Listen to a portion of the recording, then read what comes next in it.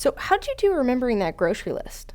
Well, if you're like many people, you might have remembered the very beginning or perhaps the very end of the list. This is not uncommon, and psychologists actually have a term for why we tend to remember things at the beginning and things at the end, but perhaps not the middle of a list.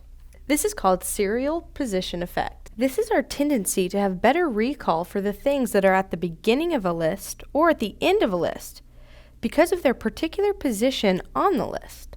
The ability to remember things at the beginning of a list is called primacy effect. On the other hand, the ability to recall items at the end of a list is called recency effect. So you may think, why is it important whether I remember things at the beginning of my list or at the end of my list? Well, just be aware that serial positioning effect may have particular value. One thing Susan always tells her students is that serial positioning effect can be a strategy for studying. It's always a good idea to make flashcards.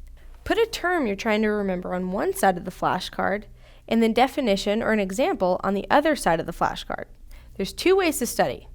One is to begin by looking at the term you're trying to remember the definition or the example for. The other is to flip it around and read the definition and the example and try to remember the term.